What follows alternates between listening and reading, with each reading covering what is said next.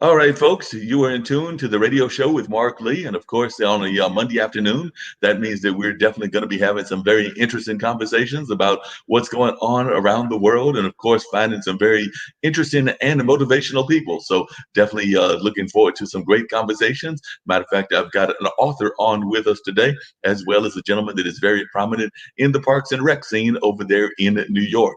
And I may be joined later on by a good friend of mine who is a hip hop artist and an art education advocate. So we're going to see if Mr. Pierce Freelon will show up or not. I know I had conversations with him, and he did say that he would be trying to join us at some point on this particular day. So definitely hoping that he will join us and we'll have him in the conversation as well. But only time will tell, and we'll see whether that happens or does not happen. But our first guest is going to be Eloise McKinnon, and she is an author, a Christian author here in this area. She has definitely done a lot of great work and is definitely known in the area for the kind of work that she does. So I'm going to start it off by talking to Eloise. And first off, Eloise, how are you doing? How is everything going in your life? You know, these are definitely hard times that we're in and things of that nature. So first, I just want to know how you're doing in terms of your own health and in terms of just dealing with all that is going on in our world. We know we are in the middle of course, the pandemic. We're in the middle of course, the Black Lives Matter movement and a number of other things. And some people, even those that are, profess to be involved in religion and things of that nature, are even thinking that these could be some very times that have been predicted and things of that nature. But Mhm, only time mhm. will tell that. But just in course of your own life and everything, how are you doing on this day, on this particular Monday? How are you doing and how are you coping with your own health? I'm doing well. Thank you for asking, Mark. I just want to say hello to you again and hello to the listeners out there that are joining us this afternoon. I'm actually doing well. I'm putting it in the hands of the Lord, as so many of us have, because there are times that, like you say, they're unpredictable times, times that we don't have answers for, but we know who does have answers, and God has the answer, and He knows when and where this will all end. So we just have to be faithful and believe in Him and let Him be in control. That makes a lot of sense to have him have that controlling hand because we know that in the end of the day, that is who has got the control of everything That's in right. our lives and Mhm. things of that nature. So, for those that are watching, could you tell folks how you first got involved in being an author and tell us a little bit about the books? Was this something that you were always a writer? Were you always somebody that was involved in writing at a very young age, or is it something that you developed later in life? And actually developed later in life. I've always been a computer geek. I've always been. And one day I was just sitting, getting ready to go to work. And just like I'm talking to you, God starts talking to me. And He said, I want you to write a book. I'm like, first I stopped and I'm like, who, me? And He said, yeah, you. He gave me a title. He gave me everything to write this book with. But, I compare my journey kind of to like, no, like Jonah, because I fled. I didn't want to write that book. I didn't think I had anything that people were interested in hearing at that time. So I went abroad and I spent some time abroad. And then in the midst of it all, I got sick. And so when I came back to Durham, I I was actually unable to walk for quite some time. And I actually seriously started taking it serious. I thought about Jonah. I said, well, it took something as dramatic as him to get eaten by the whale in order to get stopped to fulfill God's mission for him. So I decided to really take my mission that God gave me serious. And so I would think about 2012, I actually sit down and I started putting pen to paper. I prayed and I asked God's guidance in doing so. Because one thing we do know is when God gives us a mission, He gives us everything we need to go along with that mission. And so I started praying, and in the midst of it, I always give the dedication to my book to God as the author and the finisher of it, because I know He is, because He writes it for me. I lay in bed at night and and all these thoughts just flow. It's almost like he writes the pages on the book for me. The next day I get up and these ideas just flow so nicely onto the paper. So that's how I got started. I've always been an avid reader, love to read. I've always been a romantic at heart. I wasn't sure, if that's the type of book that God wanted me to write, romance or not. But being a fellow Christian and loving the Lord the way I do, I figured the genre couldn't be any other genre other than Christian romance if I was going to write it. So, and that's really how I got started in doing so. All right, that sounds really interesting. And you said you had traveled abroad, and actually, we are IBM.TV, and a number of our producers and folks are from around the abroad area. So, if you could just tell us where you were traveling to and things of that nature, because I know one of my producers is from India. We've got producers from all over the world, including like South Africa and England and places of that nature. So, we do have folks that are watching so globally. So, I was just curious as to where you were traveling to at that time. Paris, France. I actually went to Paris, France. My daughter got a commission over there to do some work. So I went over there with her and I said, well, while I'm here, I'll write. I mean, the city is just gorgeous, but instead of writing, I was too busy sightseeing. So I didn't really take my writing serious until I came back from abroad, actually. Gotcha. And what were some of the sites that you saw there in Paris that really caught your attention and things of that nature? I actually had a friend of mine that had a Paris news person or a former Paris news person that was on their particular show, and they were talking about the sin and some of the other things that they saw. But while you were there, what were some of the things that you saw that really attracted you to Paris while your daughter was working there? Well, I like seeing the Eiffel Tower. It wasn't exactly what I expected it to be, but I did love seeing the Eiffel Tower. We used to live next to Boucheron, the park, not right near that, and so gorgeous. And I'd go sit in the park, and it was such a nice atmosphere to write in the park. I just the churches in Paris was really nice. I got to go to Ireland and a couple other places while I was there. On different cruises, I got to, go on cruises along the Seine, and it was just, Paris and I've always wanted to. That was on my bucket list since I was a little girl. I've always wanted to go. Never thought I'd have the opportunity to live there, but I always wanted to visit. So it was really nice. So I think just the Paris entirely was really nice for me. Sounds like it's a real fun trip and everything. And you mentioned that you had stopped at a park and everything. I do want to learn more about the book, so we're going to continue this conversation. But I do want to bring in Mitchell as well. Mitchell Silver is Hmm. definitely over there in the New York area and is the head of parks up there. So, Mitchell, you heard that she's actually had a great experience in a park in Paris. And I know that you've actually been involved in the parks both here in North Carolina, and now you're the head chief in charge of there in those lovely parks up there in New York. So definitely, I wanted to bring you in so that you can talk a little bit about your journey as well. So if you would just talk a little bit about how you made it from this part of the world, meaning the North Carolina part, up there to New York, and how important parks are to you. Because we heard that Eloise, when she went to Paris, she had that great park experience. Parks are always on everyone's tourist destination list. And in New York, of course, Central Park, High Line, we get over 130 million visits to our parks every year. So I'm sure Paris is no different with some of their great public spaces. My journey was relatively simple. I mean, I grew up in New York, then I went to North Carolina, heading up planning for the city for about 10 years. Mayor got elected and said, we got to do something different. Didn't want a parks person per se. My background is in urban planning.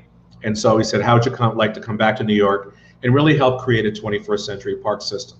I was delighted by the opportunity. Being my hometown, I came back and understood immediately what parks meant to New York City, and for that matter, for any city. And so now I've been here about 6 years and completed well over 700 projects, many of them in underserved communities, because we feel every community deserves a quality park. In New York City, because we're so dense, it's your front yard, it's your backyard, but other places like North Carolina, it's a place not just for physical health, but also for mental health.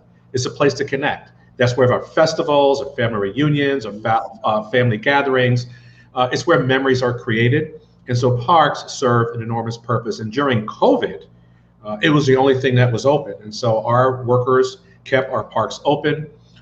People call them sanctuaries of sanity because that was the only place you can go to enjoy yourself. And so parks during COVID has now been elevated to be an essential part of infrastructure of a city for all the reasons I just mentioned. So I've been now here 6 years, love the transition. Clearly it's the largest city. Raleigh was around 450, New York 8.6 million. They love parks, and there's a huge demand for our public spaces. But just love it, including, and I work in Central Park. So Eloise, anytime to come to New York, I will love give you Central Park. a tour, and you, Mark, as well. Yeah, she said that Thank she loves you. going to Central Park, and she's been there I do. a couple of I times. have. So that's one of her places that she enjoys going to. So that's great that she's already making those trips up there to New York. By the way, Eloise, even though she lives in Durham, is originally from the Rhode Island area, if I remember correctly. Correct. I'm from Woonsocket, Rhode Island, correctly. And I've lived in Virginia and then down here, of course, in North Carolina. Yeah, Yeah, Michael, I'll be back soon. yeah, we're waiting for you to come back because definitely it's. I know North Carolina has special meaning to you, as does some of the places that you've worked at and things of that nature.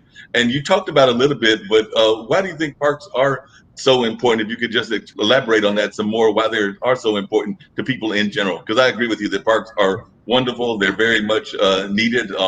Unfortunately, one of my favorite parks is the Eno River State Park, and that's usually where I would be doing the Eno Festival in July. And we did have it, but it became a virtual event. And I know a number of events that y'all had were virtual as well this year because of COVID. Well, the reason why is that people may eat and sleep in their homes or apartments, but they live out in public space. I mean, that's where all the excitement takes place. That's where people connect, where they go to get healthy, reduce stress, anxiety. And doctor after doctor will tell you just being in a green space for 20 minutes will reduce anxiety, improving mental health. So parks are so vital to our cities and to our places. Not to be a city, could be a town. Those are the places that you go. There aren't buildings dominated by it. There's nature. There's trees. It's a way for us just to connect with some incredible public spaces without all the density. Density and open space go together. You cannot have a great city. It's just building after building after building. You need those little places just to have your brain to breathe for a little while. But it's also these social gathering spaces, as I mentioned. That's where people go, whether it's a couple or a single or a family reunion or a festival. Those are the destinations people want to go to. It's beautiful.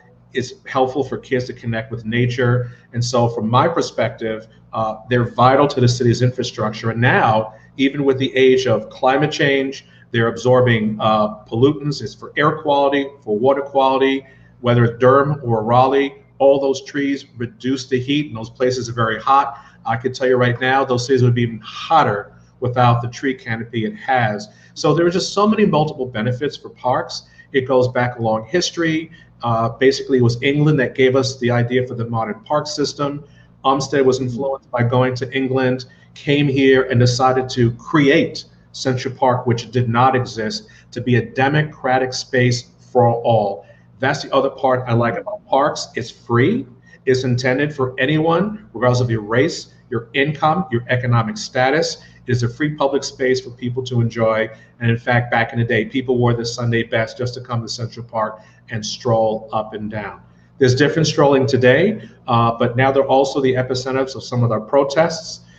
And we're now taking a fresh look on how our parks can now address some of the Black Lives Matter concerns. We already know the benefit it's offering to COVID. So just all around, you can't have a great city without great parks, period. No, I agree with you. I agree. Or Paris or Raleigh. No, I agree with you on that. You need the great park. One of the things that you alluded to it just then and everything that I was really impressed with you about was that letter that you sent to your employees that dealt with Black Lives Matter. Could you just share a little bit about that letter and how that letter meant so much to you? Because it was during the beginning of the Black Lives Matter struggle. It was. So our staff and a majority of our staff are, well, I would say majority, but close to majority of our staff are people of color. And then there's probably about 30% that are Black. It was just a chain of events. First, we had Christian Cooper. He was a Black birder in Central Park, and he was approached by a white woman. But on the phone making a call to 911 as if he was threatening her, and that issue went viral. Later that day, George Floyd, we learned about, was murdered by a police officer, and I watched it and saw him call out to his mother as he transitioned to meet her. It just was a little bit too much. And just with all the culmination of people being isolated by COVID and all the issues here in New York City, Black and brown communities being disproportionately affected by the coronavirus, and then this incident was a little bit too much. As a Black man and a commissioner, it ripped a scab off because many of us that advance in our career and at our age, we suppress so much that we check our Black identity at the door and feel we can't express ourselves. Something happened. And I wanted to communicate to staff that I felt their pain. We understood what happened. I'm in solidarity with them. And then we have to do something very different. So what I wrote took a lot of time, a lot of tears, because I was dealing with a lot of issues I suppressed as a Black man, because we're all taught how you behave in the workplace, how you behave socially, and enough was enough. And I had to tell my staff that something had to change. And so we initiated a series of reflections just to hear from our staff. We decided that staff came up with the idea of renaming a portion of one of our parks Juneteenth Grove, because this happened late May. We were able to design it and build it in 6 days. And it was 19 benches to celebrate the 19th. We planted 19 trees. I prayed over one of the trees, and we renamed it. And the benches were painted in the Pan-African colors of Black, red, and green, and that is on full display. So for me, I took it personally. My children were affected in the past by issues relating to just being stopped often by the police and personal things I went through. And it was my opportunity to share with staff, you're not alone. I feel what you feel, and it's something that we have to do. That was a hard statement to write, but I felt it had to be said. It's like I said, I did read the statement. It was a very powerful statement, and I'm so glad that you did that. And I think that others kind of like recognize that and have started doing similar kind of statements. And we've also seen some changes in society, not just in statements being made like the ones that you made, but also in some even organizations changing their identity. I'm thinking about like the Redskins, who have decided not to be the Redskins anymore, and some other things that we're seeing that are definitely changing because of this conversation. So we know it's a very needed conversation, was needed to have been had many years ago, but sometimes these kind of disasters force us into these changes. So it's glad that a lot of folks are paying attention to what you're saying and things of that nature. Just getting off of that just for a second, one of the things that surprised me, I've talked to folks about the parks and just Parks and Recs, and of course, everybody, like you said, loves parks, but they've also been speculating that they're seeing more of the wildlife come out because of COVID and because there's less of us around. So I was wondering, has that been the case in New York? Like I know here, there's rabbits and deers and other things that were a little bit more prominent than they have been in the past, being a little bit more bold in terms of coming out into the public because there's less public out there. So I was wondering, are you seeing that in the New York area? I mean, I know at one point our mutual friend Sri showed me a landscape of New York, and I'm sitting there going like, that does not look like the New York that I visited many moons ago. Right. Well, now that July has come around and more people are coming out to the parks, luckily for New York, we're now at stage 4. We're actually doing better than the rest of the country. So people are going back to the parks. So to answer your question, yes, we did see an increase in wildlife, but around July, when people started going back to the parks, it kind of subsided to some extent. But yes, we started seeing coyotes. I mean, they were always there, but now people are seeing more, coyotes and foxes. Of course, the raccoons are a fixture here. In fact, they will tell you move along because the raccoons got this trash bag. But we saw an increase, and we have a whole wildlife division, and they were ready to educate the public that you are going to see more because it was so quiet. And there's all other studies about even the noise levels and how just the COVID has settled everything down. But now with July, summer in the city, people are back in the parks. And what do you think is the number one thing that people are surprised by? I'll tell you one thing that surprised me was you mentioned Central Park, and for years I always thought that Central Park was the biggest park there in New York, but no, it's nowhere near the biggest park. You have parks that are bigger. So what are some of the other surprises? And can you talk about those parks that are much bigger than Central Park? Because I think everybody knows Central Park because of its kind of Hollywood image and things of that nature. Well, certainly now Central Park is 843 acres. Our largest park is Pelham Bay at over 2,700 acres. That's in the Bronx. The second largest park is also in the Bronx, Van Cortlandt Park at 2,100 acres. So Central Park's in the top five, but number one and number two happen to be in the Bronx. Other gems, if people come to New York, Hunters Point South is one of my favorite. It's in Long Island City in Queens. What's nice about it is you have these dramatic views of all of Manhattan. So I know people like to have those high rises in Manhattan, but if you come to Long Island City, the views are amazing. And there's a new incredible park called Hunters Point South, and I was just there last week. And so that's one I would certainly recommend people come to New York and discover. And then the Battery, one of our older parks right at the foot of Manhattan. Beautiful, gorgeous, has this wonderful wildlife garden and this very historic oval, Castle Clinton, where you can take a ferry to the Statue of Liberty at a social distance, of course. So those are some of the hidden ones, but New York City has an amazing park system, 2,000 parks, over 30,000 acres. And like I said, we get over 130 million visits every single year. Central Park is 42 million by itself. Wow. And what are some of the plants that folks might find in the parks? And you mentioned some of the animals, but what are some of the things in the New York parks that you can mention that folks may see that they may not know about or that they may be interested? Because we know that there are different people that are into plants and animals, wildlife, and they may be wanting to come to see something in particular. It is exhaustive. I mean, we do focus on native species, and we're trying to get what we call invasives. They're not native or non-native plants, but we have everything from our botanic gardens to our parks. There are thousands and thousands of species. There would be too many to name, but we actually do have a guidebook on how we encourage native species to be planted in our parks. The London plane, which looks like a maple leaf, in fact, it's on the back of all of our business cards.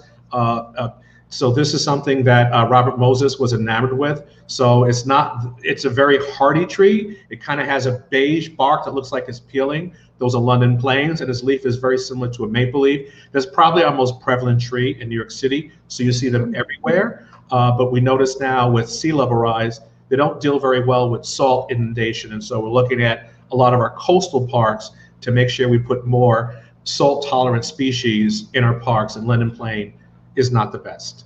So those are some things. But in terms of people see in our parks, we have over 400 concessions. So we have boats, we have all sorts of things people can do when they come to the park.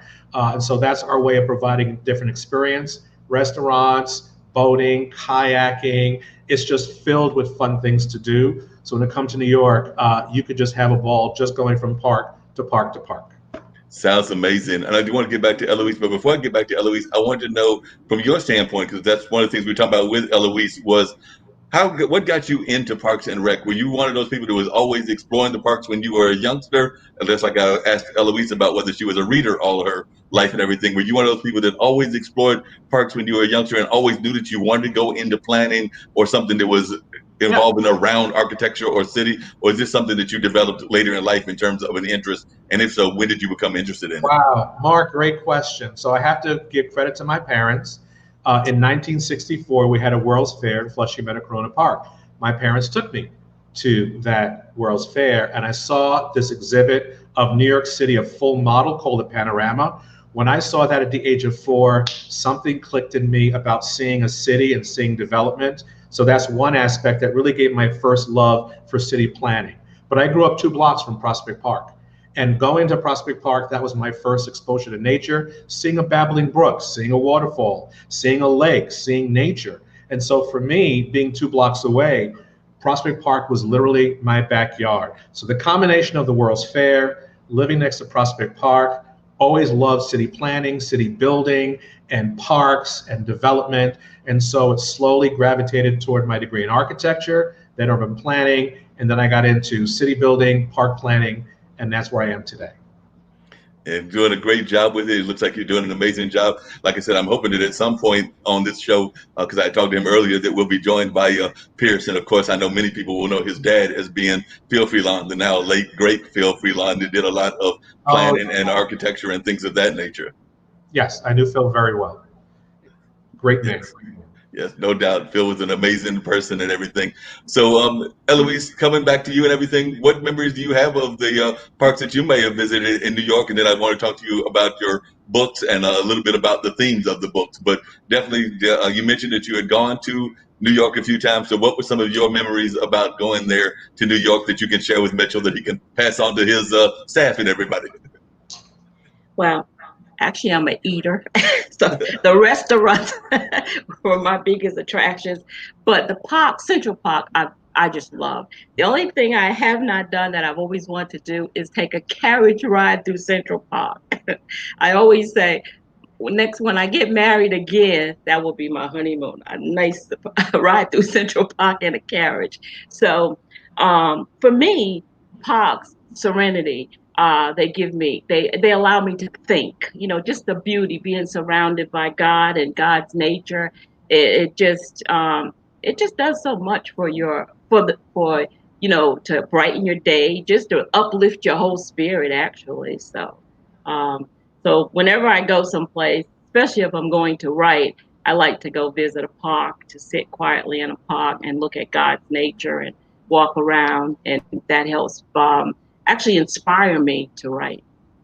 Sounds amazing. Would you share with us a little bit about the books that you have written and just the plot line? Like you said, you are a Christian romance author, and some people might even wonder about how that works because some people want to think of romance authors as something that is not necessarily connected to Christianity, but you have done a great job of blending the two together. So, talk to us a little bit about that.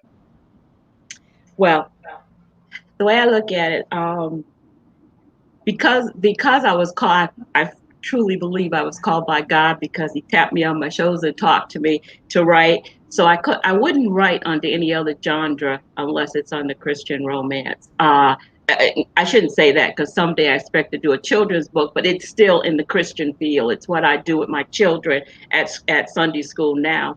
But what I do is I I always take the when I was younger, I used to always read the books about you know, the it's always the beautiful woman, the model type woman, and all of that. So I always said to myself, someday I'd like to write a book about more of the underdog and just, how that person fares in the book.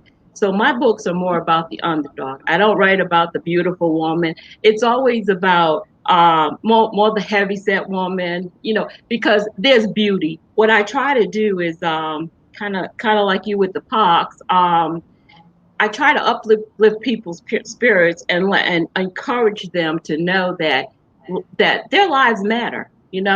Uh, Regardless of their color, race, size, whatever, they're beautiful.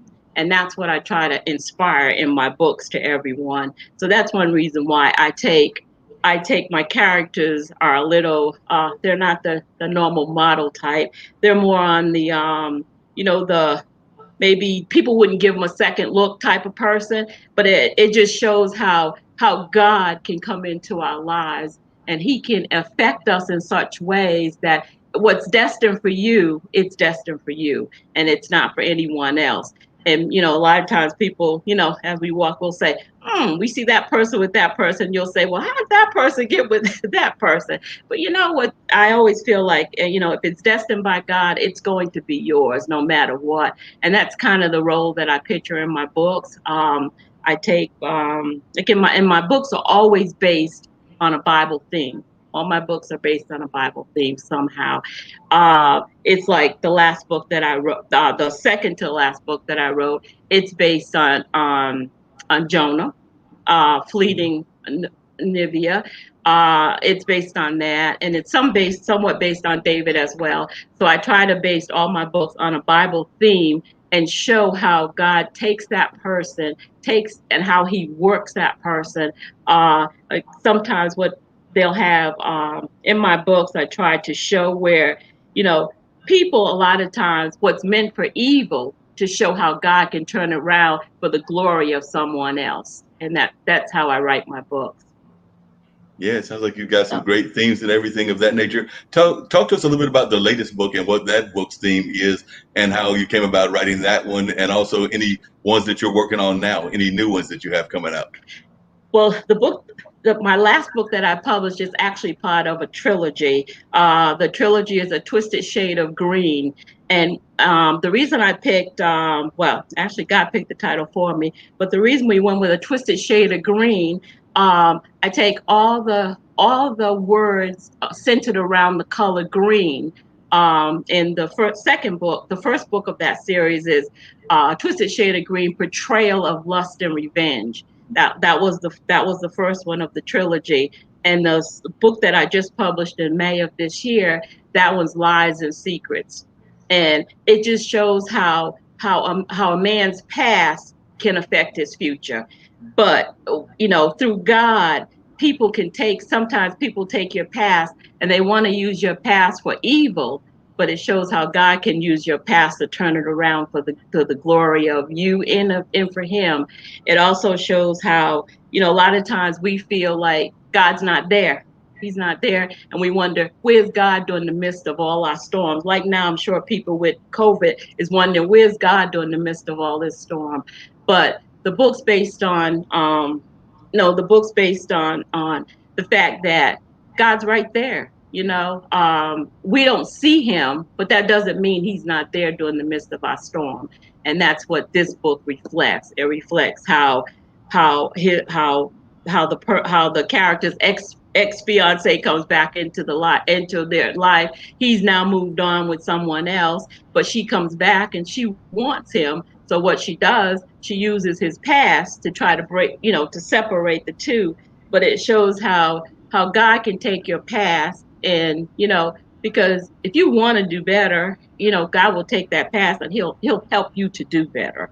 And this person, he's re-given his life to God, and he's met the perfect person, God, who's destined to him by God. So now they're and then the ex comes back and she wants him back, but it's not that easy, I believe, when God's destined someone for you. Yeah, that's a good point and everything. It's been interesting talking to friends of mine that are actually ministers and even other different faiths. So not just Christian ministers, but even imams and other kind of faiths and everything. But a lot of them are talking about the fact that, and I'd be interested to hear from both of you about this, that though we're in the middle of this pandemic and in the middle of this crisis, and so many of our churches are going virtual, that they're actually seeing more of their members seeing more views because they are going virtual. They're finding people that are watching their services online from other parts of the world. So, like I said, they Yes. might have like small churches. I know a church that only got, if it's lucky, maybe 50 members on its Mhm. regular service, but they're seeing like in the hundreds and things of that nature because they are Mhm. putting it online and people are watching it, not just here in Durham where this particular church is, but globally. Mhm. This is true. This is how I see my Yeah. services is online, except I watch the recast so we can sleep a little bit later, and then we watch it when you could either watch a live stream or as soon as it's done, it's available on YouTube. So that's been our approach, and I like that approach. But you're right. You're right. We're seeing Mhm. a lot of people viewing now. Now, my church is only 4 blocks away, but still, we can watch the comfort of our home at any time. But we are seeing that, yes. Yeah, and Also in see, our church as well. Mhm. your church is doing the We same. Eloise, y'all are doing we online. Yes, we've even had people from Germany that has joined us. When they write down their say, where are you located? They want to know more about the church, and we still have our welcomers online that actually go in and tell them about the church. So we've seen we picked up a lot of extra visitors being online. Yes. And for those that are watching us right now and everything, what kind of advice would you give people that are going through this struggle? We know that we're all going through this struggle, whether it's the economic struggle, whether it's the struggles around race, whether it's struggles around everything else. So, what advice would you give to people that are watching, whether they're watching here or whether they're watching in other parts of the globe? Because there are so many struggles that we are going through in this day and time. So, I just wanted to know from each of you what kind of advice you would give to the world and to people that are watching. Well, for one, this is not the first pandemic we've gone through. And after each pandemic, we've seen a change in behavior. We've seen a change in an increase in green space. And I expect the same to be the case today. I think now with the civil unrest, this is a turning point in this country, and I am optimistic that people start to listen and start to see real change. We're seeing it from the corporate boardrooms to companies to local governments. It's not just EDI, the equity, diversity, inclusion, but now people are talking about racism and anti-racism and how blacks have been affected for 400 years and why it has to change. Particularly the young people. I see this generationally. If you're young, you're very passionate, and want to get out there, protest. Mid-career people feel the same way. Older professionals like myself, we're now free to express ourselves. So we thank the young people for the courage, but we're looking for change. I learned something in Bible school many years ago from one of my teachers that I will never forget. They say when tough times come, you have two choices: to be bitter or better. Choose. And so when these tough times come, it is my hope that through it, we will be stronger. Resistance builds muscles, it builds character. And as we go through this whole social and racial unrest, as we go through this whole drama with COVID, my hope is that it will come to an end, things will get better. But as these challenges come, you have an option to be bitter or better. And I know a lot of people lost loved ones and lost friends, but we got to dig down deep, go further, because there are people who are counting on us, whether it's family members, whether it's friends, whether it's coworkers. And so I hope to be that example for others so they too can choose to be better rather than bitter. Definitely. And what kind of advice would you give Eloise?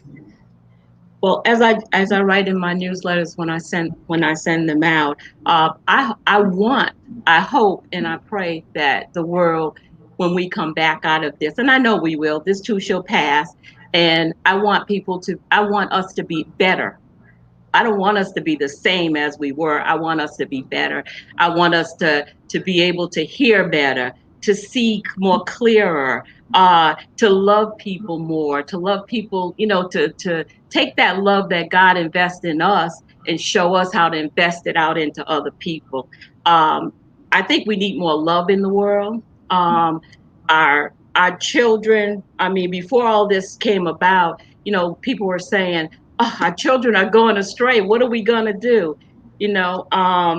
We're seeing children that are stepping out there doing more. So that's a positive thing that has came out of all of this. And I'm so thankful for that. I'm a Sunday school teacher, and I also sub for children 1 to 4 years old at the preschool at our church. So that's a blessing just to see the turnaround that this has taken in the hearts of our younger people. Prior to this, we had lost a niece through gun violence, and we pray that our teens, the hearts will be touched by all of this. They'll see different. They'll learn to love people and respect people, because I think so many of us had lost respect for people. And I'm hoping that through all of this, once it's over, that respect will be regained for human life. I hope that you're right, and that's kind of my prayers and thoughts as well. I do sometimes worry about some of the divisive things that are happening in society as well, because there are some definitely divisive forces that are out there that seem to be trying to find ways to divide the population without naming names. They currently occupy the White House. We'll just leave it at that. But there are definitely some divisive forces that go on. So I sometimes wonder about that. So hopefully we'll see a change in leadership, and some of this divisive conversation can stop, because that's definitely one of my prayers and thoughts, that we can stop some of these divisive conversations. Agreed. Absolutely.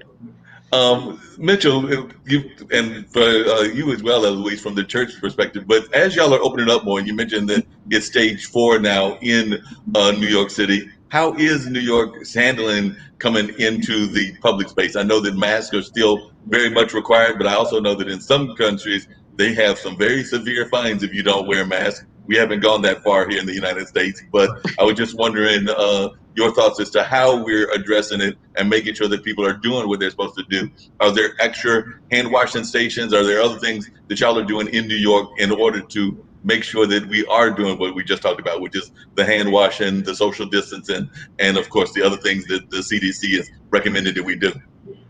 Well, it's all the above. The mayor has a daily briefing and gets updated, and we're watching. We have like three metrics that we look at. I mean, at one point, New York State was 800 deaths a day, and we actually had to build a temporary hospital in Central Park. Now there are some days where there are no deaths at all. So you can see that what both the governor and the mayor put in place and our health experts, it's working. And so all the things that you mentioned, you're encouraged to wear a mask. You're encouraged to wear a mask. We're not going to do enforcement because there were some challenges with the police office, who they approached, who they didn't approach. Parks, we have other employees that are social distance ambassadors. We hand out masks. But yes, all our comfort station playgrounds are open so people could wash their hands. We are putting more hand sanitizing dispensers out there, park by park. We have folks traveling the city with a lot of masks. And so that continues, but our parks are getting more populated. We're on a partial phase 4. We were supposed to allow people to go into restaurants. We're not there yet. So we're doing this open streets plan. Restaurants can be out on the street. We have 9,000 restaurants participating. That's been very successful. We closed off streets to provide even more open space in neighborhoods that don't have a close walk to a park. So it's working in New York. And so while we're seeing more and more people coming to our parks, they're not going away for vacation.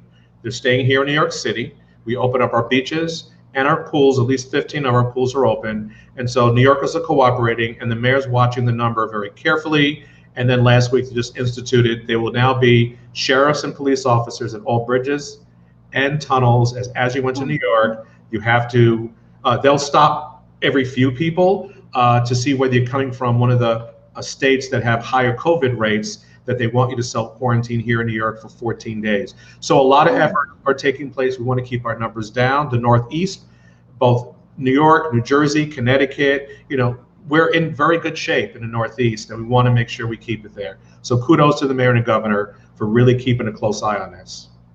No, that's one of the things I've had to say is that I've been watching the different politicians around, and I will give definitely kudos to the folks there in New York, New Jersey. They definitely seem to be on top of things and things of that nature. I would actually argue that even though we're on that list of people that y'all are watching because of our numbers being up, but I've actually been quite pleased with the way that he's having a slow hand, our current governor and everything. So I definitely think that he's doing a good job as well. So there are some governors that are doing a good job and are definitely trying to watch those numbers, watch those figures, and all of that stuff. So I definitely agree with you on that, Commissioner Silver. But the other thing I was going to ask is public art is also very popular. And I know, of course, that came up even more so now because of Black Lives Matter and the fact that the murals that are all over the country that are coming up that are talking about the image of Black man and just Black lives in general. But I was just wondering if you could talk a little bit about the importance of public art to New York, because I do think when I think of the park system, the public art is part of that system that I think is very important. And I know public art is important around the country. So I just wondered if you could talk to the importance of public art. So we do have a couple of things going on. We at Parks, we oversee the monuments program. And so you would not be surprised that some of the monuments have drawn some attention of people who are very concerned about some figures of the past. So there's a separate commission examining those. Already, Theodore Roosevelt, because of how that's depicted, may be moved. We moved some others in the past. So that's being looked at right now, the monuments.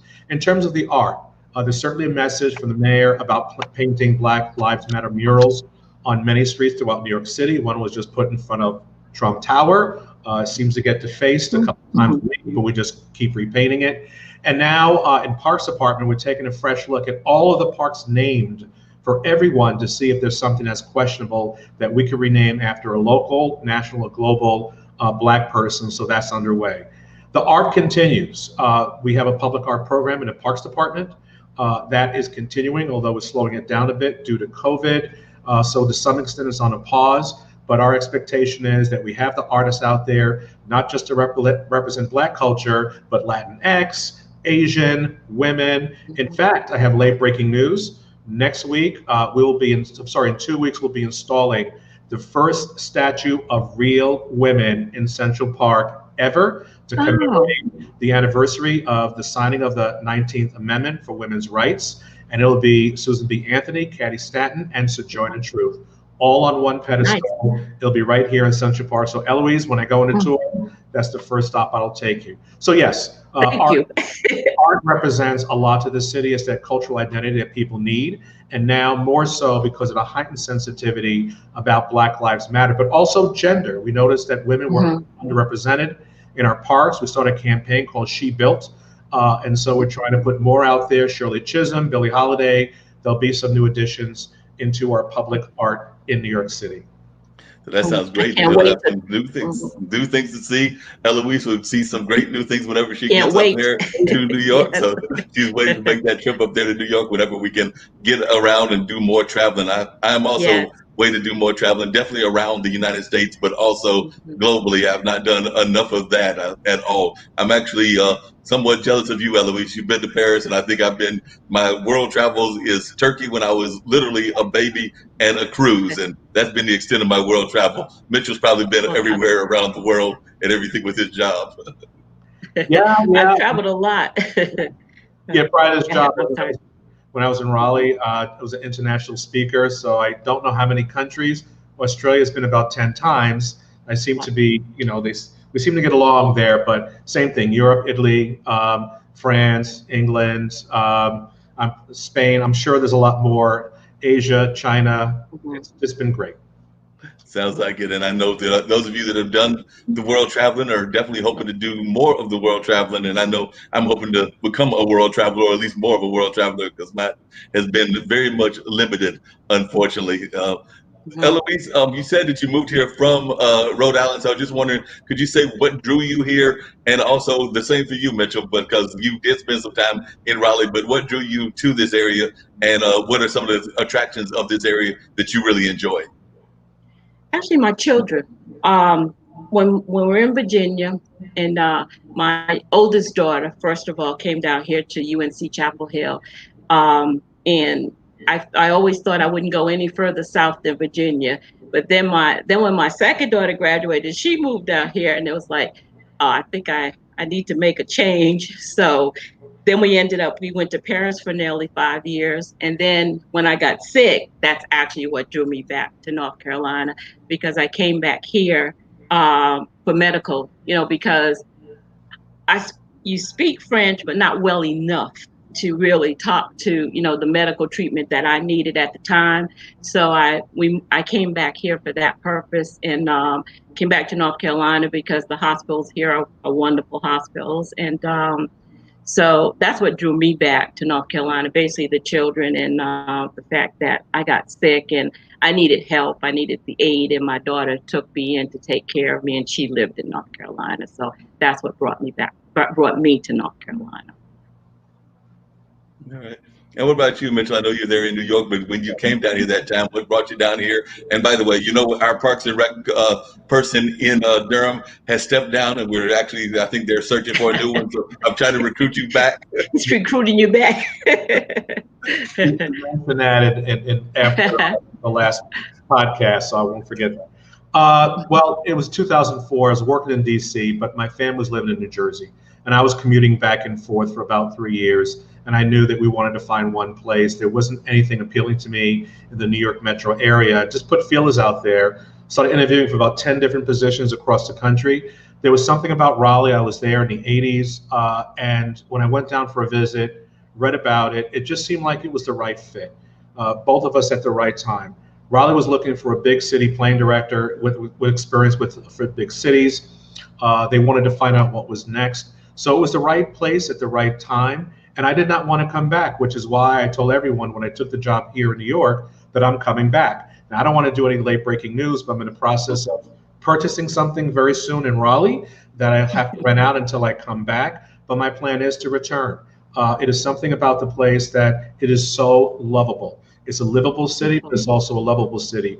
The Southern hospitality, the friends that I've formed, people eager to do business. It's an easy place. It's safe. It's wonderful. Great weather, great people. Everything about Raleigh I enjoyed in North Carolina. The whole triangle, for example, got to know it quite well. And so just to show you how powerful it is, I've been up here 6 years. I don't think a month that doesn't go by when someone from Raleigh, we miss you, come back. It's not been the same.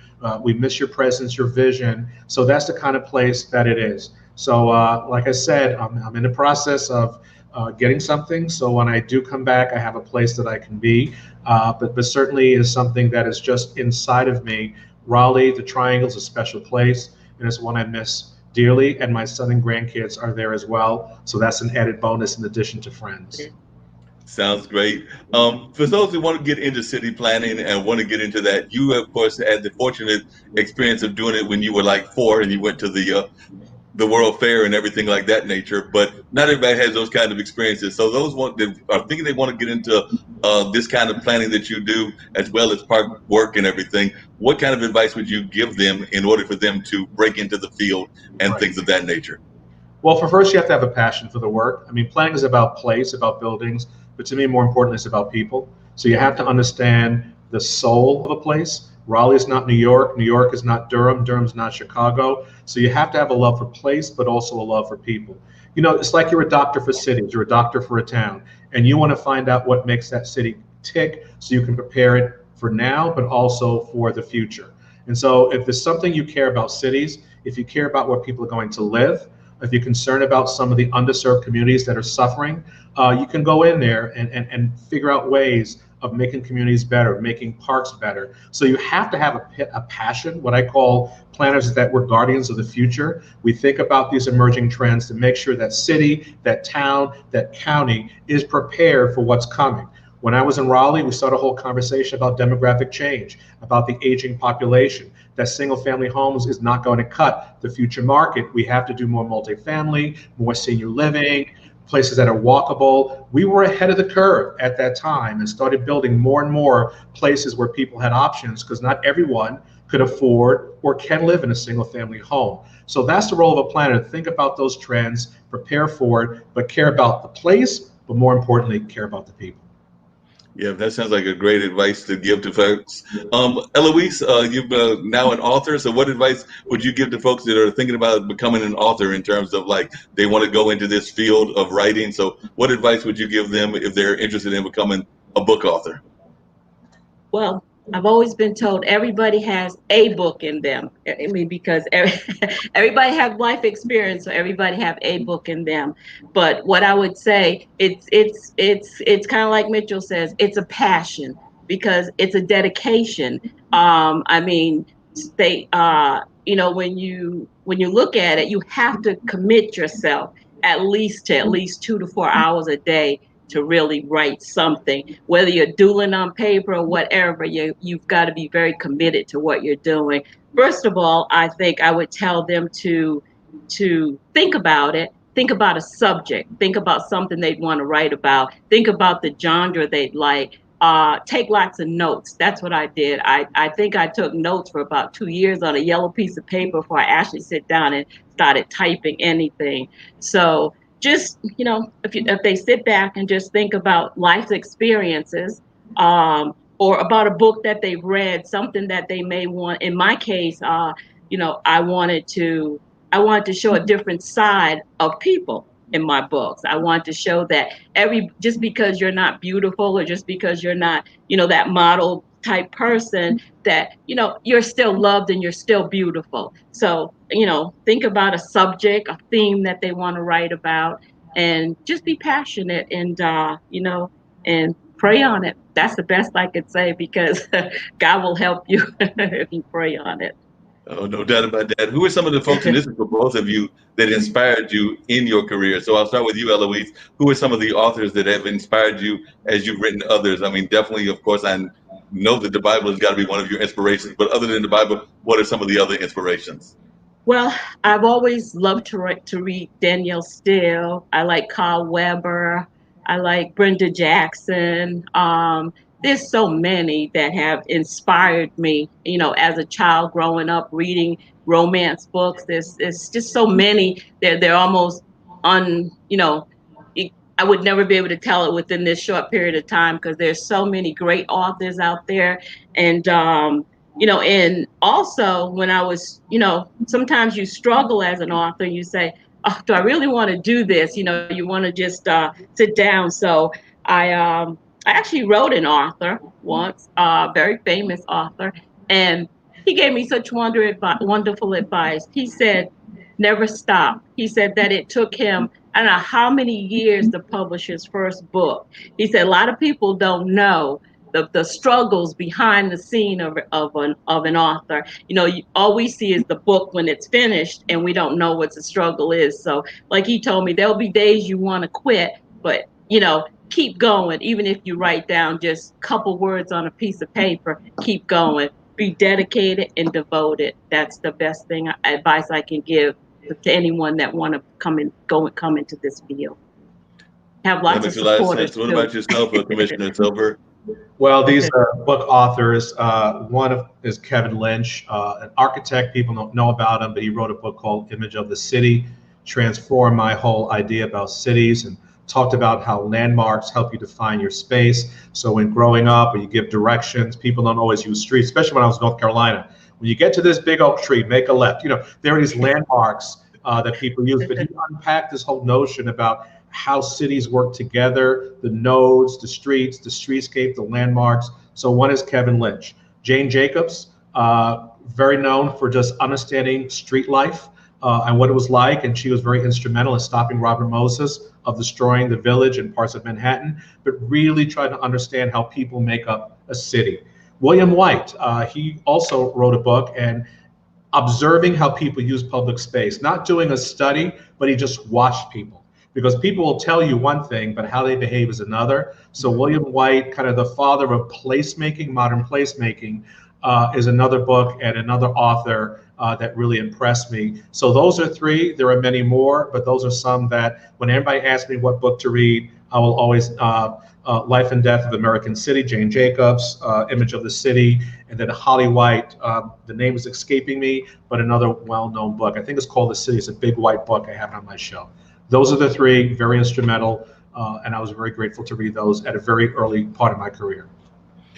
And Eloise, did you go the traditional route of trying to find a more known publisher, or did you independently publish yourself, or which route did you go in terms of publishing? Did you do independent publishing, or you self-published, or did you publish it through one of the main publishers? I'm actually self-published. I published through Author House. One of our members at church, actually two of our members at church had published with them. So I decided to go the same route that they went, and I published with them. I've been very happy with them. They introduce you to lots of venues where you can sell your book.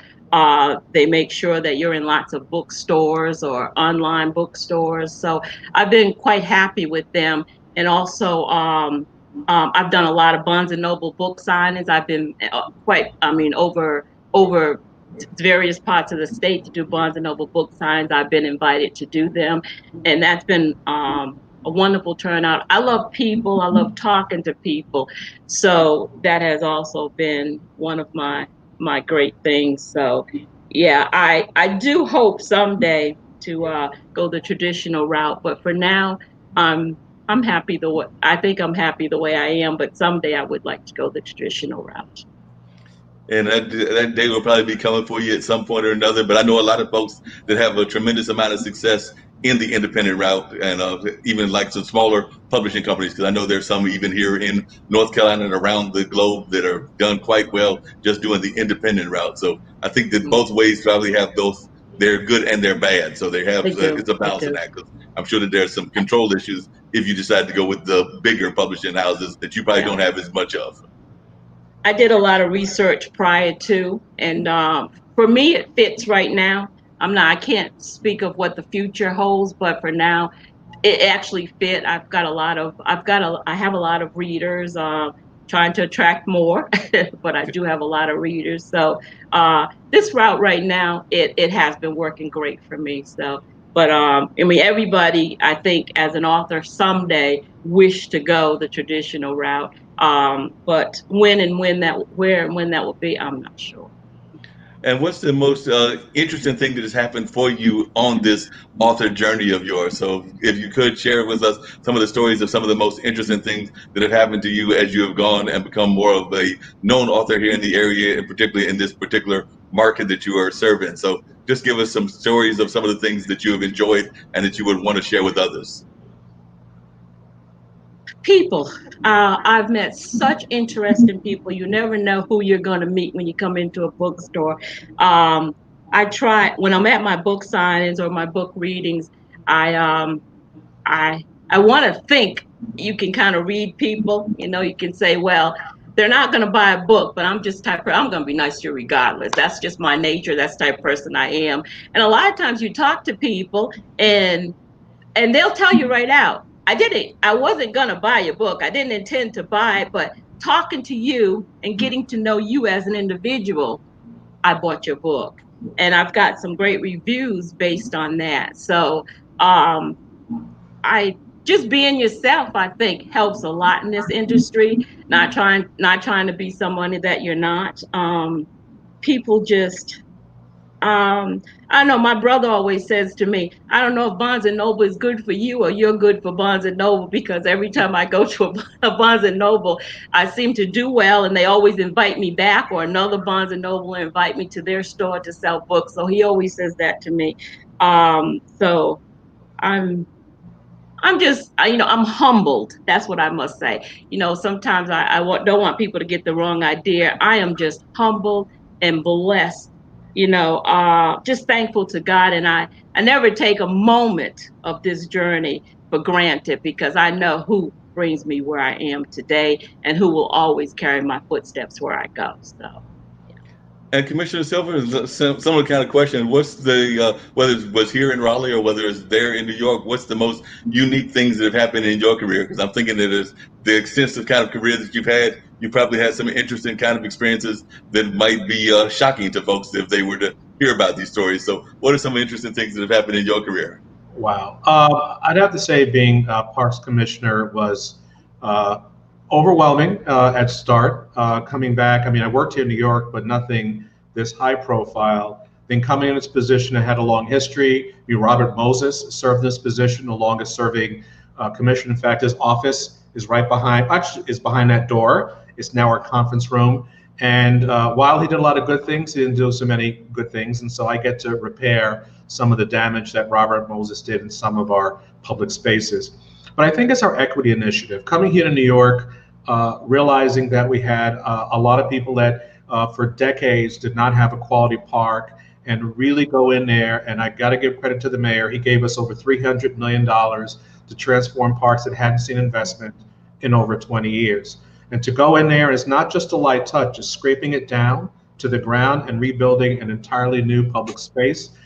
People approaching me, it's emotional. They're thankful. I remember one gentleman said, "What are you doing here?" Nobody, I thought nobody cared. Why are you here? And the impact of a city like New York, that you can truly come in and transform a public space. So that is a project that touches me near and dear to my heart, and it's called a Community Parks Initiative. And now we converted close to 50 parks in neighborhoods. I used to tell people I was a planner, and I remember when I got appointed, it's like, oh, ex-planner becomes parks commissioner, and people made fun of me. How could you betray us, leave planning and go into parks? And I said something that was true. When I open up a park and cut a ribbon, people literally come up and hug me. And I've been planning for a long time. No one ever hugged me for creating a comprehensive plan, but they do for parks. So it shows how important it is. So I think that's something had been most refreshing, to know that at least for the next 20 or 40 years, you created a public space where seniors can now age gracefully. Children can now form friends and become healthy. These are places where people are going to meet, who knows, find their future mate. And so the fact that I played a role in creating that quality space for people to get healthy and also have good quality mental health is something for me that I've been most touched by. So I know it's not this big, life-changing event. To be able to play a role in providing better quality public spaces for people to enjoy is a gift I will take with me for the rest of my life. Oh, that's an amazing gift, and I think it's one that more people need to have more respect for. So definitely, I've got friends, like I said before, in the Parks and Rec system here in Durham, but also other park and planning kind of folks that I have known for a number of years. So I definitely have a great deal of respect for the work that you do, and definitely wanted to just share that. But one of the things I was curious about is I know that sometimes planners will get some weird ideas, or they will be proposed with some weird ideas. So I was just wondering, what's the weirdest thing that somebody has tried to come at you with? Because I do know that there had to have been some things that you're sitting there going like, no, we're not building that. So I just You know, wondered, what are some of those? people wanted to build, move the where the Hurricanes played in downtown, a Ferris wheel. These are things people try to just come up, and I'm only saying yes. However, we do try to build a riverwalk in Raleigh, and when I go back near Capitol Boulevard, I want to make sure we can pull that off. We went to Durham and got all jealous about, what they were able to put in downtown Durham with that nice little waterfall and that beautiful feature. So you get to hear things like that. Can we do this gondola that travels around to go from downtown to Dix Park? So you hear things like that. But the bottom line is people love their cities. They want to see what's cool. I'm not. I'm a dreamer, a visionary, but I also believe in a reality-based planning, and we need to actually plan something that actually get built. If you dream too much, it's time to wake up and actually face reality. So that's always been my focus. But yeah, you hear that Ferris wheel, gondolas. Let's put a stadium right downtown. All those things. I think the stadium makes sense. They are trying to do that right now with a soccer team. But those are some things I've heard. Yeah, you're right. And I've heard some interesting ones as well. I remember one time there's the Salem Village that exists in Winston-Salem. And I heard some people that remembered the great history of the Hayti Heritage Center and things of that nature. So they were, in a conversation I was in, they were asking, well, why can't we build a village like that? So basically they wanted to create mini Yeah. Hayti, but in the middle of Durham and everything. So you do see sometimes people will have those ideas. But like I said, I think that would probably cost a lot more money than they probably want to invest in Yeah. doing those kind of villages in the middle of a city that's already big. But who Yeah. knows? Yeah. Now there was one idea people thought I was crazy when I came up with the idea of building a transit hub downtown called Raleigh Union Station. And so that was when we started. People laughed that it can't happen. And so I was very pleased the day I was there to cut the ribbon on Raleigh Union Station. I actually gave it the name because it had another name before. And so that was one where at least I had made that suggestion. And that's probably one of my most proud projects is Raleigh Union Station, right in the warehouse district in downtown Raleigh. Well, what are some of your proud moments in New York? You mentioned some that y'all are doing now, but what are your most proud moments now that you've been back there for a number of years? So do you have any particular proud moments there in the city? There are so many. I'd mentioned the Community Parks Initiative. We have this other initiative called Parks Without Borders to make parks more accessible, to make sure the sidewalk is not just a sidewalk, but the outer park. I grew up next to Prospect Park. We're now doing this initiative, Parks Without Borders. We're putting two entrances into the less affluent side of Prospect Park. So now a 3/4 mile stretch of the park, which had no entrances, now will have two. So now I'm very proud that we're providing more access and equity to people surrounding the entire park. So that's something I'm very proud of. But there are so many. I finished about 700, so it's hard to pick a favorite. But Prospect Park is always near and dear to my heart because it helped form basically my early childhood and my understanding of parks and nature. Gotcha. Now, I know you definitely have an affinity for New York, have an affinity for, of course, North Carolina and things of that nature. But I actually had a friend that traveled around taking pictures of the national parks as part of one of his virtual companies that he works with and everything. So I was wondering, nationally and internationally, what are some of your personal favorite parks you like to go to when you're not seeing the ones in New York and North Carolina? Well, London's another favorite place between Hyde Park, Birkenhead Park, which influenced Umstead, but also Gardens by the Bay. That is in, why am I escaping me? It's going to come to me in a second. Singapore. Wow. That's a botanic garden I've never seen. It's called Gardens by the Bay, and it is just absolutely stunning. The person who actually put that garden together gave me a tour, spent the entire afternoon. So Gardens by the Bay at Singapore, if you go look at pictures online, it is just absolutely stunning. The most incredible park, botanic garden I've seen in my life. Wow. What about you, Eloise? You traveled to Paris. You've traveled around up and down the East Coast. Are there any particular parks or sightseeing sites that you really enjoy going to and checking out while you're meditating and writing your books? Well, in Paris, we were talking about a Ferris wheel in the city. During the Paris during the winter time is gorgeous. No, I've always tell people it's the most beautiful time. I believe in Paris. They put up this gigantic Ferris wheel next to, it's close to the Eiffel Tower downtown, is next to the American Church in Paris, and it is absolutely beautiful. That Ferris wheel goes from probably a week before Christmas, maybe a little bit more than that, and they decorate the whole city with like the villages, Santa's villages, and people sell things in the villages. It is just absolutely gorgeous. I was thinking about that when you said a Ferris wheel in the city. But I have to say, Bougeron Park in Paris, that to me was just gorgeous. I mean, just to walk, it had the it had this stream that ran through it.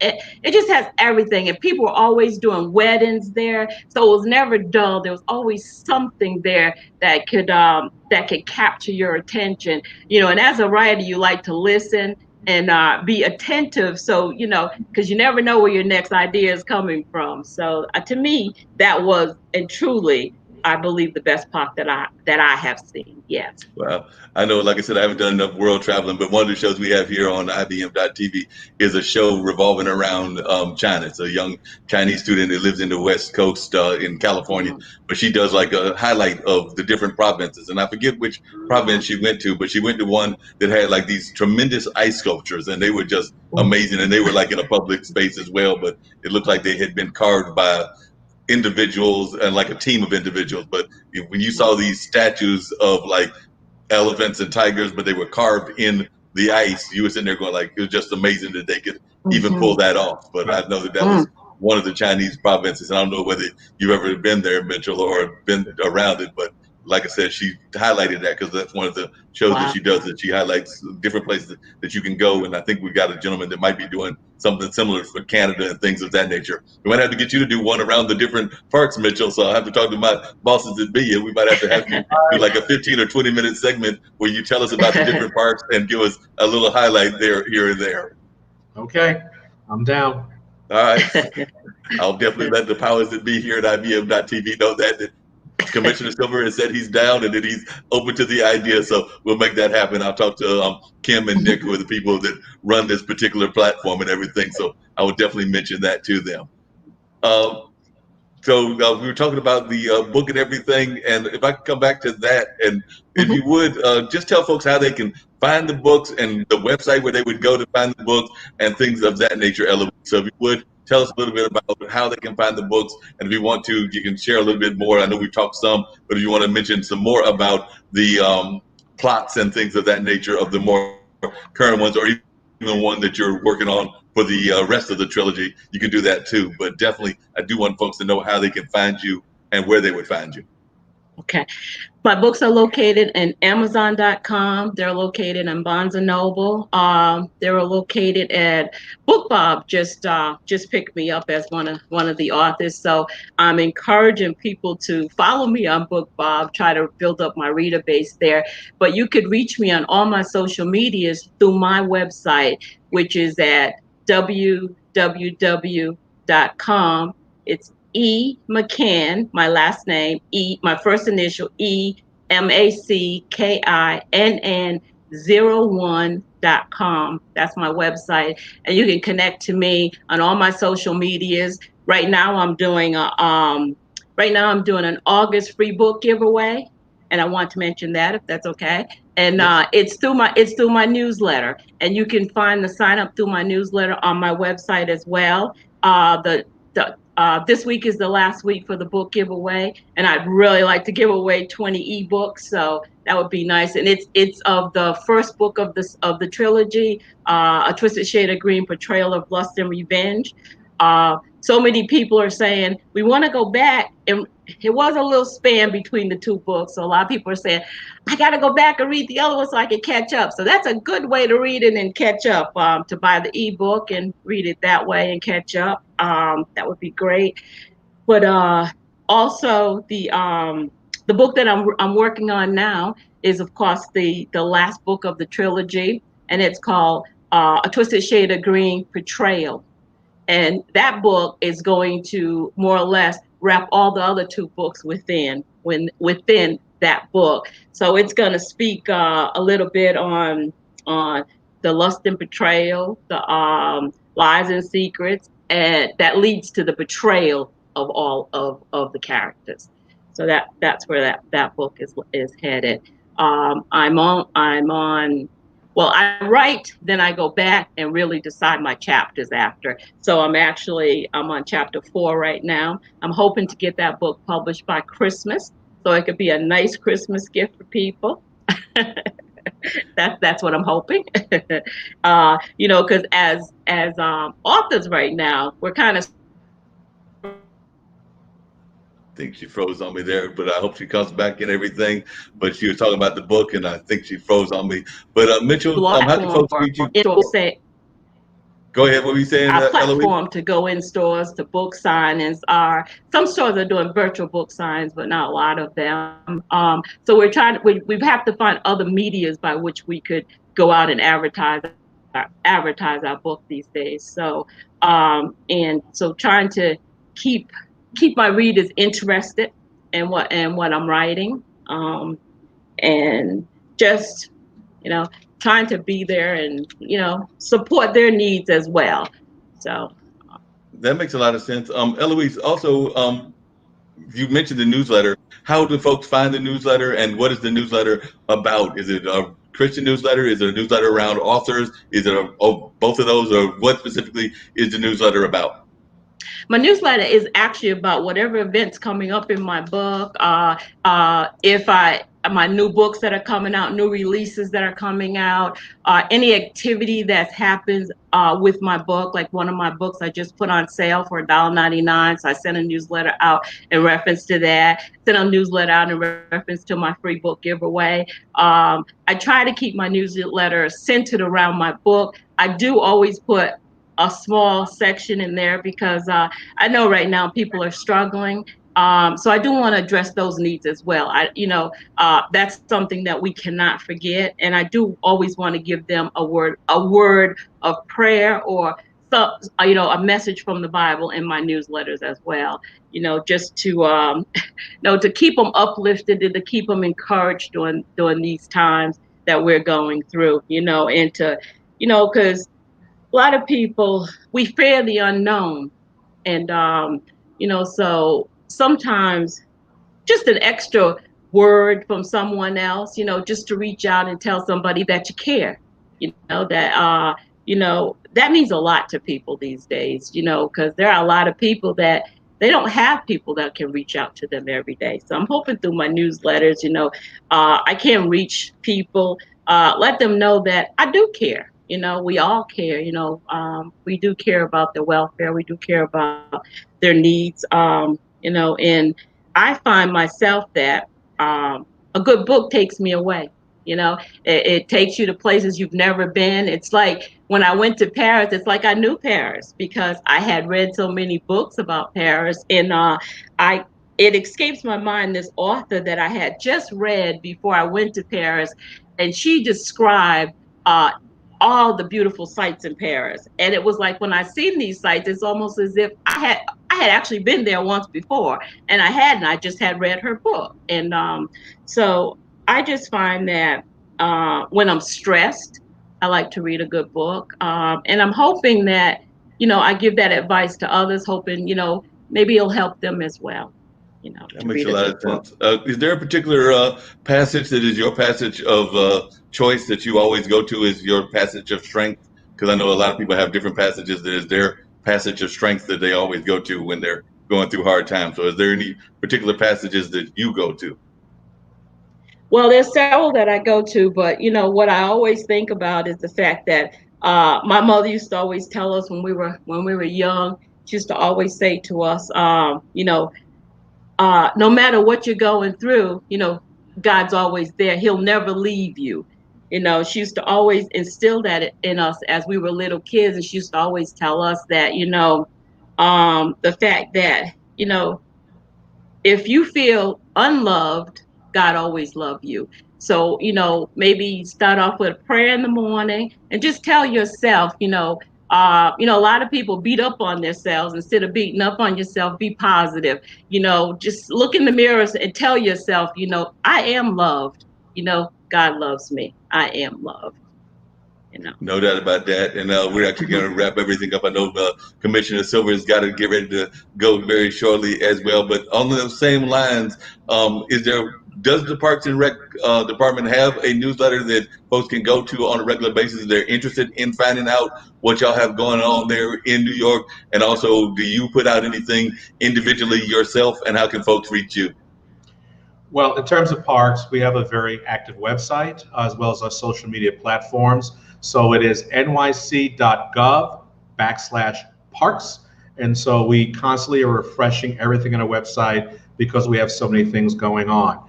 But we're very active on Instagram. It's at NYC Parks. And then I'm both on Instagram, Twitter, and I don't do Facebook that much anymore.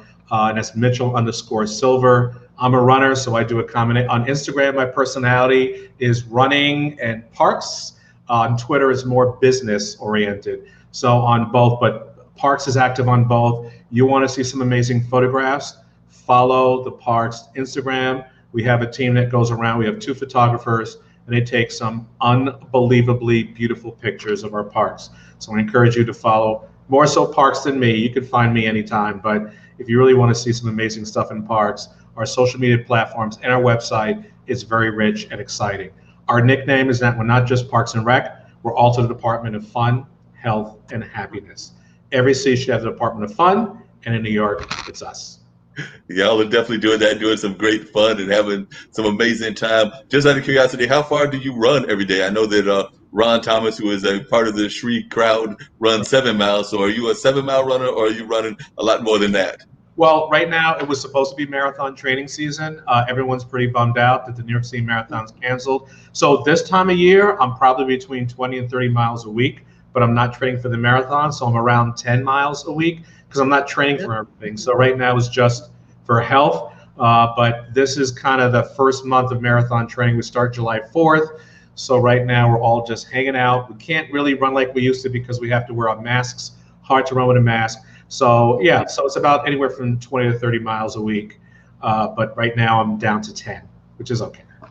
That's all right. That's still good exercise. More than I'm doing at the moment, and I need to do better than that. I was actually walking around in a small, I'll call it like a mini park, but I was walking around that and it stopped doing that. But I need to get more engaged in that and get back to that habit. So I definitely got to do more of that. So you are absolutely right. What's the furthest, or how many marathons have you done? And like I said, we will get ready. I ran 2 marathons. This would have been my 3rd. So I ran 2 marathons, about 8 half marathons. I can't say how many races. So it's something that keeps me safe and sane.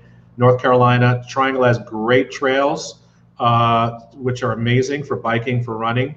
But it's something that I do it more so for health, but also my friends. I mean, it is a great community where you support one another. When you're running, 10 miles on a training run or 15 miles on a training run, they're by your side, you talk, you laugh, you take pictures. It is so much fun. So you don't run 15 miles straight, you do take breaks, but it's something that I enjoy looking at New York City and over bridges and neighborhoods I've never seen before. I just love it. It hurts, it's painful, especially the marathon, but it's so rewarding when you cross that finish line.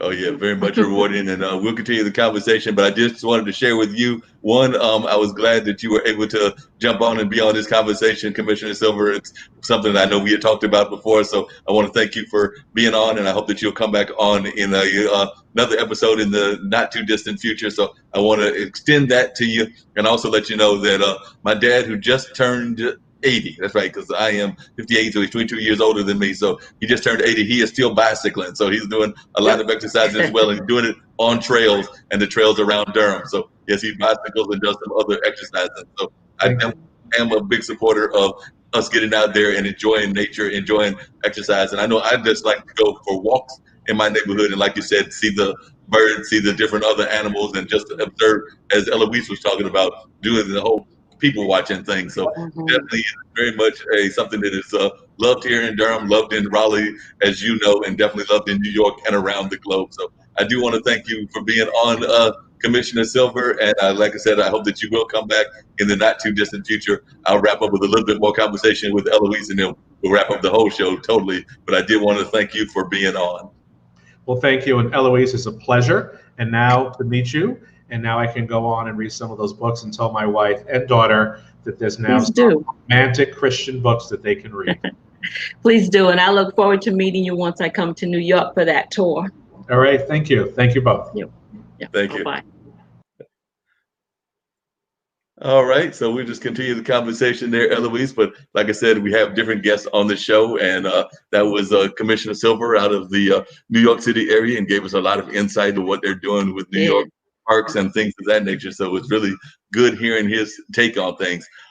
You heard him talk about when we first got started about the Black Lives Matter movement and things of that nature. And I would just wonder, from your perspective as an African American woman, some of your thoughts on that, and also your thoughts just about the ways that you address it to both your kids and your grandkids. So as we wrap everything up, I would like to hear some of your thoughts on that as well. Well, Black Lives Matters. I think all lives matter. Regardless of who we are, all lives matter. And I know, as Black people, we have suffered a lot. Other races have suffered as well, but we have suffered quite a bit. So what I try to encourage my family, my grandkids, all those around me, to sometimes we have to search our hearts. Sometimes goodness and fair treatment comes from within too. When sometimes we think we're treated unfair, and I'm not saying that. I don't want anybody to jump on me now. I'm not saying that in a bad way. I'm just saying, like, sometimes we might misjudge people. People might say something and we don't fully understand what's being said, and on a different level, and you instantly get mad about it. So sometimes we have to search our own hearts too, for everything that's going on. It's heartbreaking, the things that are going on. It's heartbreaking to see Black on Black crime. It's heartbreaking to see any crime. And we hope, and I pray all the time that maybe once the pandemic's over, we'll be delivered from a lot of this as well, because it does matter how we're being treated. How I had before this, for 30 some years, I ran a very successful computer company. I used to sub with a lot of the larger companies, Lockheed Martin, Aerospace, a lot of them. And though I personally did not experience it, I did hear, other employees that did experience it. So, I just want people to wake up and remember, God created us all equal. When we cut, we all bleed the same blood. We might be a different shade of skin. We may talk different. We may have different walks in life, but that doesn't make us any less than anyone else. One thing my mother always taught us as we were growing up, she always taught us to believe in ourselves, that we were no better. Never think you're any better than anyone else, but never think you're any less than anyone else either. And that's how I've always lived my life, from what she's always taught us. And it seems to have worked well, so it's heartbreaking. That's the best word I can say. All the things that are going on in society, but it's good that people are waking up. They're taking notice. I mean, now there's nothing that you can touch online that doesn't have something about Black Lives Matter. I think companies are becoming more aware of the unfair treatment within companies across race, and so that's a good thing. So if that has brought about all these changes, sometimes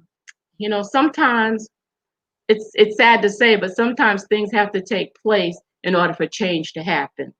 And I don't know how people can't see that change is needed, but sometimes they don't. It's like in our own lives. Sometimes we don't see the change we need until something drastically happened to make that change come about. So Yeah, that's very much true that sometimes we have to have those drastic changes and things of that nature. But I like the message that you're giving about the fact that we've all gone through hardships. We've all gone through different things. And like I said, we've got listeners from around the world, some that are definitely following in the tradition of Christianity, but also some that are of different other faiths and things of that nature. And one of the things that I oftentimes talk about is that no matter what the faith is, the very basic message of a lot of the religions around the world is very much a similar message. Yeah, there are I extremes on agree. all the sides, meaning whether there might be extreme Muslims, there might be extreme Hindus. We know that Hmm. there are definitely extreme Christians, but all of the faiths around the world, the basic message seems to be a message of love and a message of caring for others and doing things of that nature. So, like I said, well, I know that you've read books, not just Christian books, but other books as well. But when you read books Hmm. of faith, the basic message is the same, which is that we are one people and that we have to We are find one. to unify and to do things of that nature. So that's the way that I've always looked at it, is that, it doesn't matter whether somebody is of Christian faith or Muslim faith, but that Mm-mm. we all need to Doesn't find a matter. way to unify. That's right. I agree with you. That I totally agree. That's how we were. That's how we were raised. I mean, my mother always taught us that there's good and bad in everybody. Right. But she taught us to look for the good in people. Because I think everybody, I mean, sometimes people think I'm crazy for saying this, but I think there's good in everybody. I don't care who you are. I mean, like they say, God loves the just and the unjust, and there's good in everybody. Sometimes we as people just have to look for the good in the people, because if you look for the negative and drive the negative in people, they become negative. But I think if you look for the positive, people become more positive. It's kind of like, when you get on that elevator and nobody says anything. But one day you get on that elevator and you say, "Good morning," or "Hello, how are you?" Right. and see the people that speak back, you know. Yeah. But if you but it takes one person sometimes a lot, but sometimes one person can change the atmosphere in a place, So I try to Right. be that person. And you definitely have that kind of personality where you try to show that positive nature and that positive ability. And I think that that's what more and more of us need here in this world, is this kind of like positive nature and the sharing of positivity, because too often there's too much negativity. So people like yourselves that are trying to share the positive nature is what we need more of in the world. So definitely want to thank you for that, because you definitely seem to have that kind of nature. And Well, I'm sure thank you you. share it with members of your church and things of that nature. As a matter of fact, I saw that one member of the church had actually was in the chat room and I think was listening there for a while during our conversation. And they actually said hello to you in the private chat area. And I'm going to see if I can't pull that up and see who that was. But it was a gentleman named Robert Epps. So Robert Epps had actually made a comment that he had popped in and was I listening. love you. And there was another person as well. They did not leave a comment, but I do know that they were Hmm. listening also. So there have been some folks even from your church and your community. So I'm not sure who Mr. Epps is to you, if he's a member of the church that you He's attend. actually my brother. Okay, your brother. That's even better. He's my brother from Rhode Island.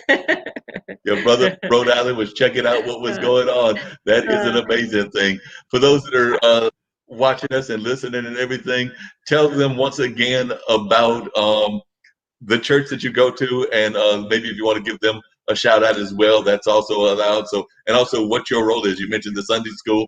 Do you do anything else with the church, or is it just the Sunday school work? Not that that's not enough work, because I know some other Sunday school teachers that could be plenty by itself. Well, actually, I go to Waypoint Church in Chapel Hill. It's a beautiful church. The people are beautiful. It's multi-denominational, and we have such love in the church for everyone. And that's one thing I when when our minister, who we all love, left the church.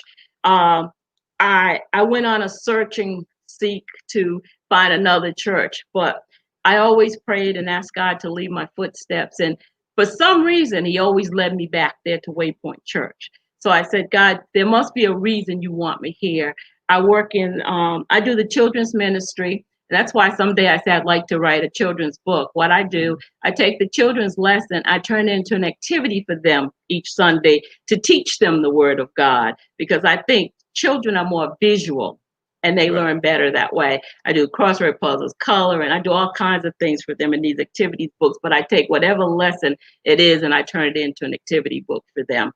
I also teach a substitute teacher at the Waypoint School. They have a school also with the church. Wonderful school. They teach the children at early age to speak another language. They teach the English children to speak Spanish. We have Spanish teachers there, and I think that's just wonderful because when my daughters were young, they used to go to Brown University, and Brown University had a diversity program like that where they taught the children that was there being on the east side, the people spoke Portuguese. So they taught them to speak Portuguese, and they taught the kids to speak Portuguese to speak English. And so when I was first invited to teach at the school, I thought, and I met the director. She's a wonderful, wonderful lady. She has such a heart of love for people. And that's what brought me there. I wasn't looking for a job because writing is my full-time job. Yeah. But it's just so much love there. Each day before we go in to see the kids, we do devotion. And I love it. We actually do devotion. We pray for the kids. We pray for the parents. And I just think that alone is a wonderful thing. It really is. And it gets us through our day with the kids. Like I said, we have ages 1 through 4, wonderful kids. Last year, just before all of this started, I think in March, they had author day. Oh, and wow. They invited the kids at school had an author day, and they invited me to be their author.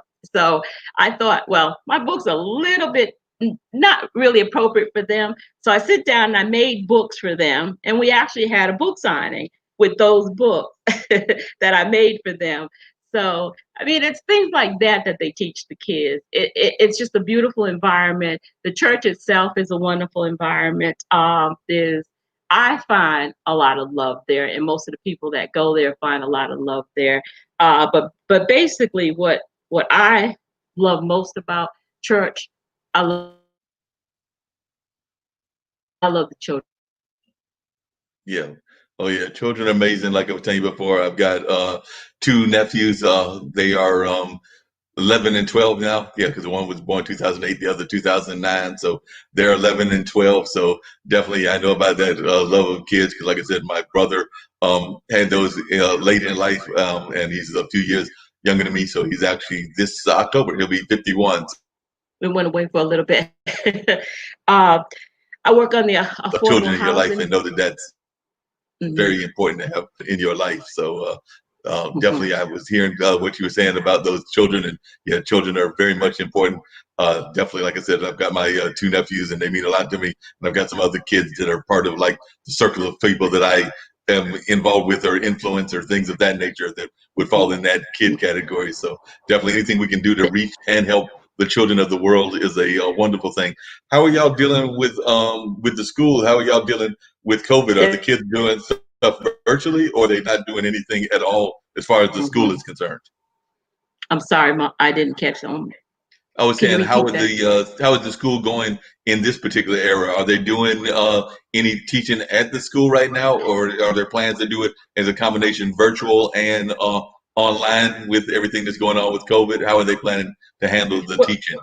We're actually supposed to start back in September.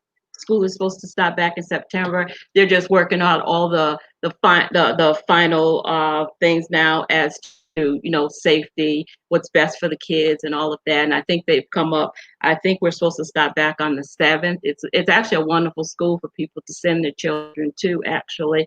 And as soon as they've worked out all those small things, we're gonna start it. I believe our start date is September. I'm not 100% sure yet. I'm still waiting for a feedback on that. But we have been called back to teach school will open because their children from 1 to 4. It's kind of hard to do internet with them, online teaching with them. It would actually be more responsibility of parents than on the teachers really to do with them. So it's a little bit more difficult. Yeah, it's more difficult to deal with small kids. There's no doubt about that. And hopefully everything will work out that y'all can get back in and have those kids, because I do know that those ages are very important for them to start having those early socialization kind of like experiences and things of that nature. So hopefully y'all can get them back in there and y'all can have that interaction with them on a regular basis. So definitely, hope that y'all get that kind of connection and things of that nature. So, like I said, we're getting ready to wrap up this particular edition of the show. So I do want to thank you for being on and everything. Are there any final thoughts that you would like to share with our listeners and with our audience?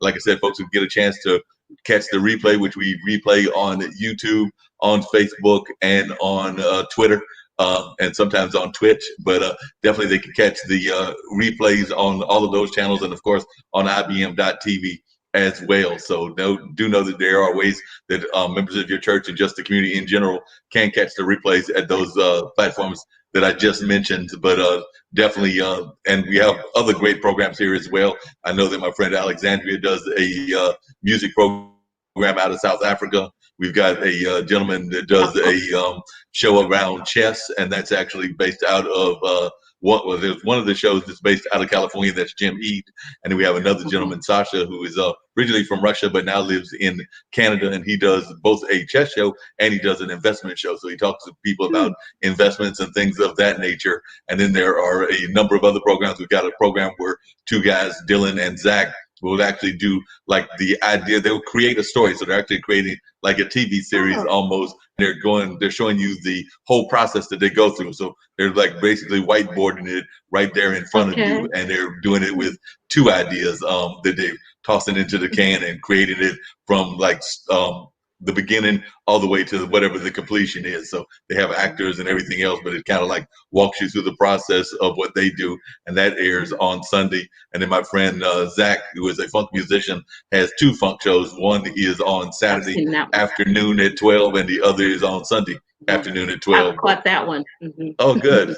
Yeah, he does a great job with that and everything. And then Tish does Plant a Seed, which is kind of like, but this is giving people positive ideas and things of that nature. So as I said, we've got some tremendous shows, and hopefully you'll go back and looks like you've already caught some of them, but hopefully you'll catch some of the other ones. And I know that they sometimes will reach out to people that have been on one show to be on another. So like I said, some of my cohorts may reach out to you as well. But definitely, is there any final thoughts that you have that you want to share before I bring up the ambassador, which is what we use to close out a lot of our shows, which is actually one of my producer's daughter, and she's giving us tips on, covering your mouth when you cough, and doing the namasad, which is the prayer out of India, as well as other things like washing your hands.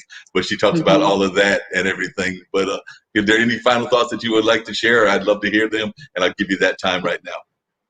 Well, I'd like to say thank you to all the listeners that tuned in on our behalf. I'm grateful to each and every one of you. I'm grateful to the people who buy my book, who read my book, and I hope everyone that do finds something in the book that can inspire them, encourage them, and always know that you've got a book in you as well. So you too can write a book. It's not an easy process, but it's a doable process. We've always been taught that, whatever you set your mind to, you can do. Just need a little help, just keep it in prayer. God always brings it about.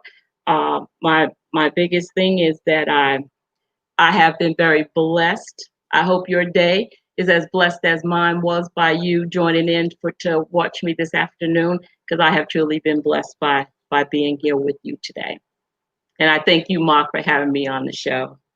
No problem. It was my pleasure to have you on. You definitely gave some great insight, as did Commissioner Mitchell Silver and everything as well. So can't wait to go to New York.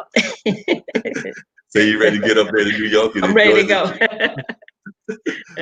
I know the feeling. I'm ready to get out of Durham as well, and I do love my city of Durham, and definitely I'm a proud supporter of Durham and all that it has to offer, but I'm about due for an out-of-state trip, so I agree, whether that's New York, whether that's Miami, whether that's Las Vegas, all places that I've been to, or California, which I've yet to go to, or some of the other places that are on my bucket list. I do know that I'm due for some trips. I have not been to California, never been to California. Wow. Yeah. I've been all over the state. Maybe I don't know how many times, because I used to work for Fatal Travel. I don't know if you know them. They were with the military. They used to do the troops. I used to program for them back in the day, and so we got to travel everywhere. Like my job would take me to different places. So I've been all over the state. I don't know how many times, and fortunate to do some international traveling as well. So I'm humble, thankful. Those are the things that I put in my book as well. Oh yeah, definitely. We have to be humble and thankful whenever we have Mhm. these opportunities. Like I said, it's definitely on my. Mhm. A friend of mine does not like to call it the bucket list. He likes to just call it the list because, as he puts it, the bucket list implies that you're about to kick the bucket. So he just likes to That call is it the true. list. And so he just calls it the list. And he's got some things on his list, but definitely California and international travel like Australia, which I know Commissioner said he had been to, and a couple of other places are I, on my bucket list as- because I haven't been to Australia, I haven't been to Belize, I haven't been, even though I've got friends of mine that have taught there and taken their students there, but I haven't been there. mhm. I haven't been to Costa Rica. I haven't been to a number of countries that I'd like to go to. Kenya's on my list of places to visit. Mine, South yes, Africa. So definitely. there's Hmm. a number of places that I definitely hope to get to that I haven't got to. Even Paris, like I said, you've been to Paris, and I know my buddy Shree had a correspondent on that has covered that area and still Hmm. lives in Paris, but I haven't been there at all. Even though I have a dear friend that was very much all about Paris, that was like their dream place to go to, Hmm. but I haven't been there. And when I hear you and others talk about it, I'm like, yep, got to put Paris and London and Gotta some of prepare those to other see places on the list. it.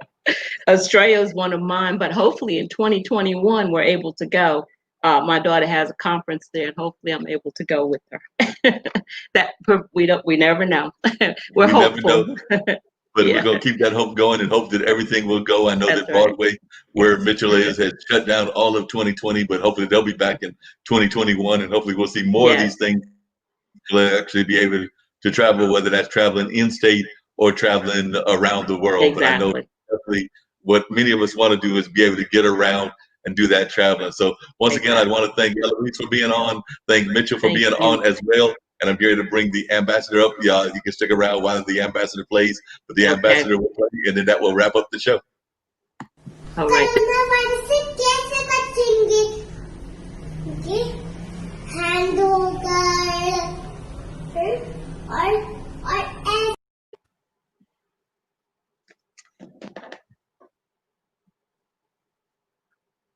Oops, didn't quite work. So we'll hit it again. Corona virus से कैसे बचेंगे ये hand होकर और ऐसे अपने खांसी जब आएगी तो ऐसे करेंगे अच्छू अच्छू और कोरोना वायरस को धन्यवाद हमारा म्यूजिक सुनने का Oh, that's cute.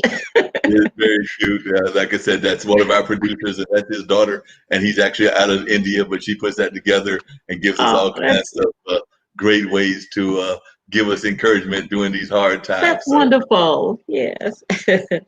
and I think we had one more comment that I put on. Apparently, Betty Williams was also watching. I don't know if you know Betty, but she says we have been truly been blessed to spend this time with you, and amen to all. So I don't know if Betty is one of your friends as well, but she definitely gave some comments also. Is that one of your friends also?